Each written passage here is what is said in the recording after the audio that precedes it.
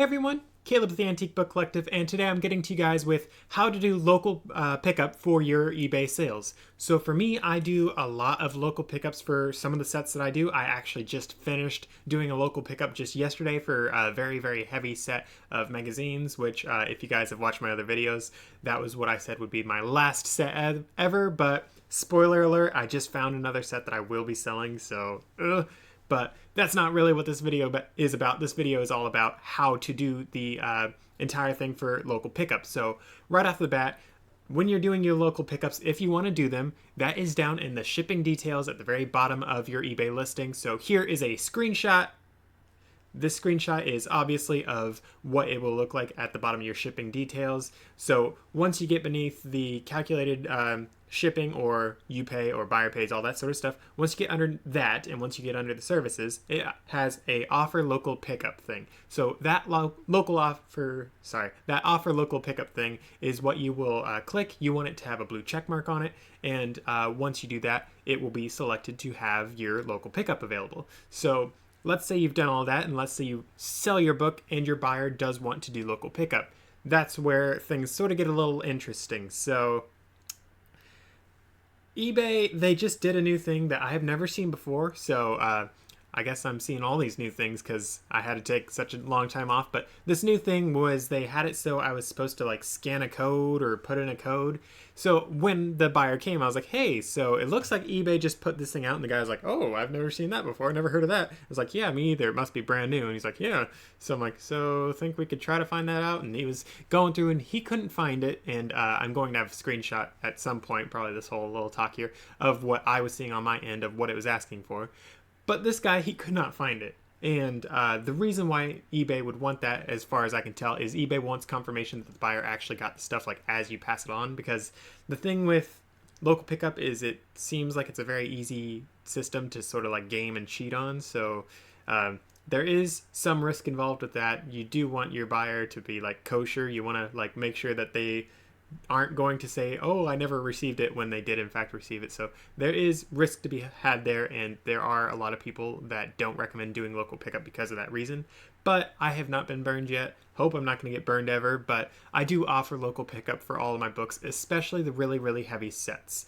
So all that said and done, though, I could not get the guy to me and the guy, we could not find the code, we couldn't find the QR code, we couldn't find any of that. So I was like, well, that's just how it goes sometimes. Sorry. And he's like, yeah, sorry. And he ended up leaving. I let him leave, and I just marked it as item dropped off or picked up or whatever it says for eBay, which was a really simple thing. And then just does it. And at that point, the ball's out of my court. It's in that guy's court. And as far as I am aware, eBay is happy as far as that goes. And that guy, he got his magazine, so it's a win-win. However, there are, again, risks of someone being a little shady with that. But with all that said and done, though, let me just tell you guys why you might want to offer local pickups. So for some buyers, they do not like having to pay shipping. So if those buyers are any like even faintly local, like I had someone who is, I can't remember just how far away Salem is, so I'm actually gonna look it up right now, so as I'm doing this video. But I actually have driven all the way down to Salem from where I live up in Gresham, and that was quite a drive. It was 61 miles, it says, according to this, and that was all the drive that I was willing to take. I did it, and I didn't do it just because I was like being a really nice person. I was actually going to the next city down from there, so it just worked for me. And I was like, hey, I'm going down this place at this day. Think you can meet me there? Otherwise, you have to drive all the way up. And the person was very happy to have me go all the way down to where they lived, so that worked very well for them. And we ended up meeting at like a Fred Meyer's or something, and that's where we passed along the books. That lady got encyclopedias, and encyclopedias, for those of you guys that know, are a whole lot of books, and they weigh a whole lot. I think that particular set was like 200 pounds, so this lady was able to save a whole lot of money by having me just drop it off. And for me, it was no big deal because I was just going to go down there anyways. And once I finished that, I got to go to a Friends of the Library sale down in, I think it was Corvallis, which was like another 60 miles-ish, and I got a whole bunch of books, went back up, went home, and made a whole bunch more money as I was selling all those. So it was a really good deal for me because I got to do all that. So the whole thing, though, that I do advise for people that are doing local pickups, though, is so you have to have the person like tell you the time, and you want to make sure all this is done on the eBay app. trust me, you want it on the eBay app. You do not want to have them getting your phone number. You don't want to have them texting you. You don't want any of that happening. You want it all through the eBay app in case anything ever goes wrong, anything goes fishy, all that sort of stuff. You want it to have it so there's a paper trail that eBay can find easy cheesy. You don't want to be sending them screenshots of, oh, they called me at this time and da da da da da da. You don't want to make it hard for eBay to be like, oh, wow, this person did try to steal from you. Because eBay, they are really good for sellers. I mean, I've been told that they do side with buyers more often than not, but personally, I haven't had much experience with that because the buyers I've had that were a little cuckoo were very cuckoo. So that is something that's important. Oops, my watch. So that is definitely something that you guys want to do. Make sure everything is done on the eBay app with communications. That's all through the messaging thing, and it's really simple to do. Personally, I have given a couple of the buyers my texting because I was going outside of where cell data was really good and texting works better than other things. So there have been a couple of times where I just texted the person, but you guys do not want to do that. Like 99.9% of the time, it is a very risky thing to do. So that is something that you guys do want to consider. So something else, though, that I do want to say is when you're setting up this whole meeting, make sure that they give you time, be sure to give them an address, all that sort of stuff. If you feel sketched out by the person, meet them at a local store that you know is going to have a busy parking lot. That way people will see everything going on.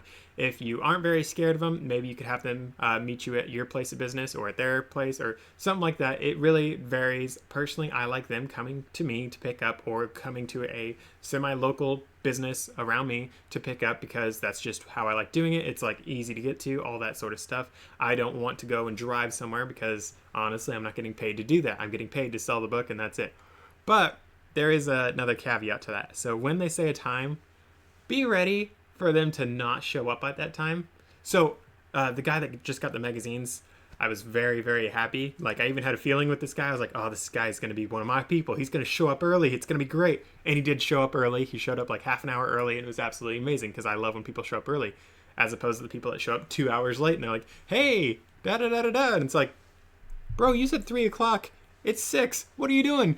So that is definitely something you guys want to consider when you're doing your local pickups is you want to consider that these people may be all sorts of late.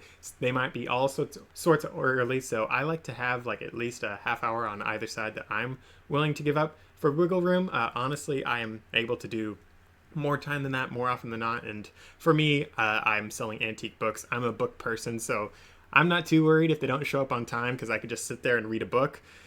So, I mean, no big loss there because I'm going to be reading a book anyway, so might as well do it to burn time. But that being said, if you guys are easily distracted or easily bored, be sure to bring something to do. If you're waiting for someone and you don't have anything else to do, bring something to do. Don't just bring your phone. Don't just scroll through social media. You need something else because you'll get bored of social media too. So that's just a little pro tip right there is be ready to get bored because people don't always show up on time. Not everyone is as punctual as you hope to be or are, and I have never been late to a pickup, but if you guys are prone to be late, please don't do that because your buyer might get really angry. Your buyer might leave you bad feedback, all that sort of stuff. So if they set up the deal, set up the time, all that sort of stuff, be sure you're there. If they're not there, that's their problem. It stinks for you, but I mean, it really stinks because if you're the one that's late, you might get the bad feedback. And honestly, I haven't gotten any bad feedback yet. I know a lot of people that don't get bad feedback because eBay's an entire ecosystem where good feedback gets good feedback,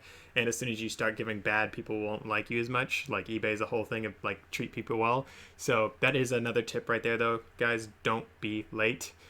People might be late, but don't leave bad feedback if they're late because again, you want to only leave good feedback as much as you can. So with all that said and done, I hope that really shows you guys how you might want to how you might want to offer local pickup or not. Again, there's a lot of reasons why you don't want to do it, but there's a lot of reasons why you do. And for me, as I said earlier, I sell some really heavy things, so that is something that actually is really appealing to some of my buyers. So all that said and done, thanks for the watch.